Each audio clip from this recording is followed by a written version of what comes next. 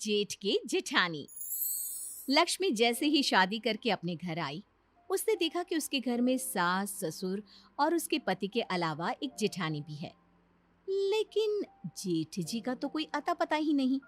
जब भी लक्ष्मी किसी से अपने जेठ के बारे में पूछती, तो कोई भी सीधे सीधे जवाब नहीं देता। बिना जेठ जेठानी को देखकर लक्ष्मी का दिमाग घूम गया था। जेठानी जी, इस घर में कोई नहीं बताता कि आपके पति देव कहाँ है। आप तो बता दीजिए।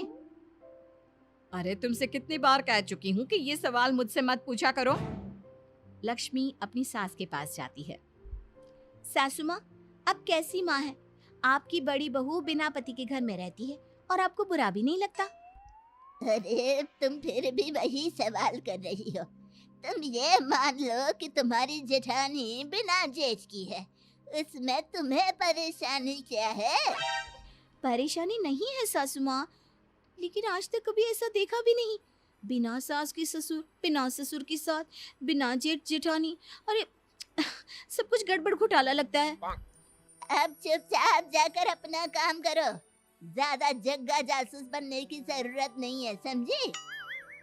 लक्ष्मी बेचारी जाकर चुपचाप अपना काम करने लगती है। एक रात घर के पीछे वाले आंगन में खटर पटर की आवाज सुनकर लक्ष्मी की नींद खुल जाती है। लक्ष्मी चुपचाप अपने कमरे की खिड़की से झांक कर देखती है। ये क्या? जिठानी जी तो किसी आदमी के साथ चोरी छुपे बातें कर रही हैं। मुझे जाकर पता करना होगा।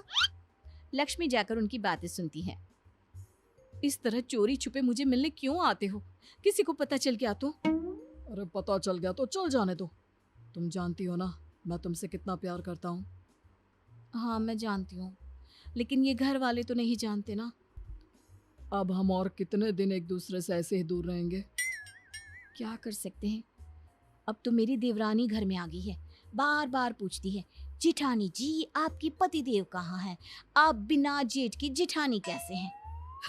तुम चिंता मत करो, मैं कुछ सोचता हूँ, लेकिन अब मैं तुम्हारे बिना ज्यादा नहीं रह सकता। लक्ष्मी चुपचाप उन दोनों की बात सुनकर अपने कमरे में लौट आती है और मन ही मन सोचने लगती है कि वो अपनी जिठानी के इस चक्कर के बारे में पता लगा कर रहेगी। अगले दिन लक्ष्मी अपने पति से पूछती है, अजी सुनते हो, जरा अपने बड़े भाई के बारे में कुछ तो बताओ। कैसा बड़ा भाई? मैं अपने माँ बाप का इकलौता बेटा हूँ।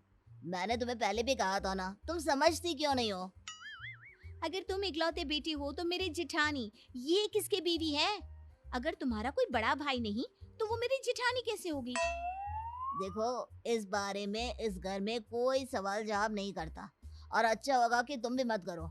बस ये मान लो कि वो तुम्हारी जेठानी है, लेकिन तुम्हारा कोई जेठ है ही नहीं। अरे ऐसे कैसे मान लूं? ऐसा कहीं होता है क्या? होता है, हमारे घर में होता है। मिल गई तसल्ली, अब जाओ यहाँ से।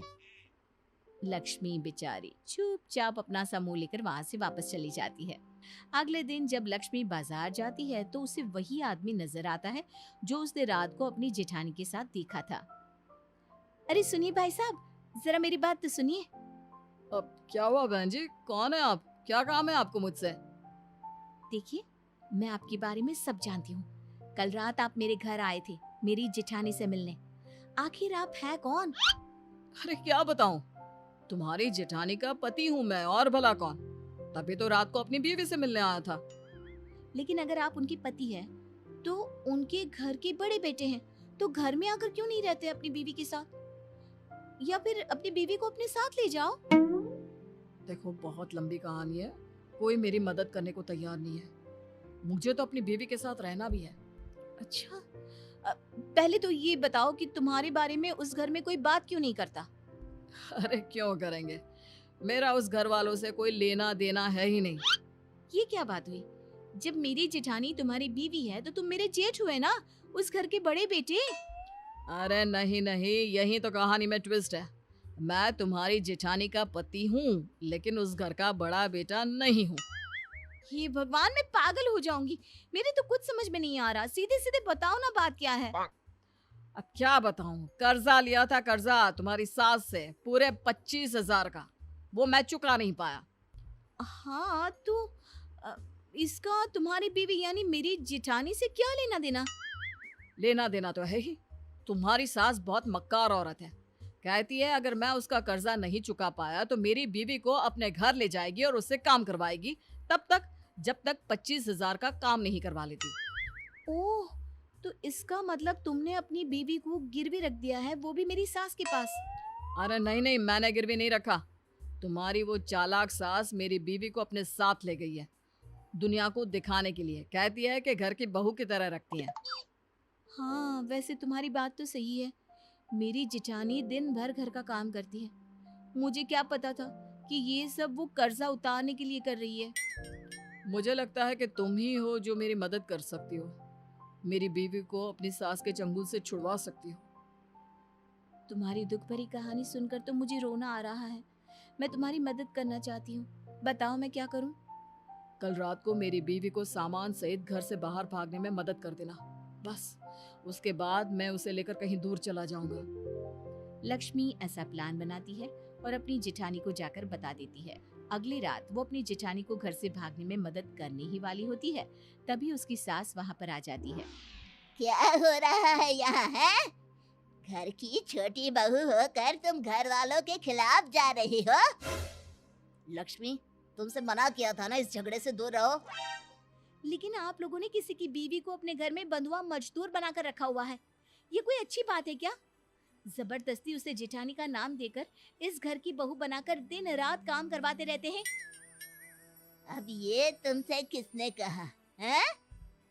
ये मनगढ़ंत कहानी कहाँ से बना कर लाई हो?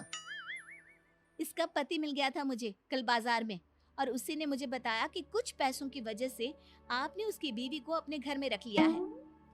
लगता है भाई साहब ने तुमको भी पागल बना दिया। मतलब? अरे क्या बताऊं, एक नंबर का नालायक बेटा है। हमने उसकी शादी इतनी अच्छी लड़की से करवाई, कुछ कमाता नहीं, और ऊपर से ये तुम्हारी जेठानी उसके निकम्मेपन में उसका साथ देती थी। बस इन दोनों को सबक सिखाने के लिए ही उसे कुछ दिन के लिए घर से बाहर निकाल कर रखा हुआ था।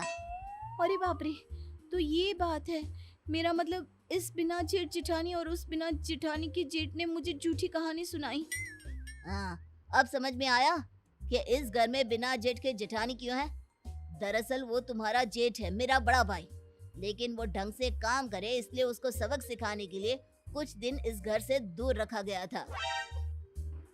धन्य हो, मेरे अलावा शायद ही किसी को इस दुनिया में बिना जेठ जिठानी मिली होंगी।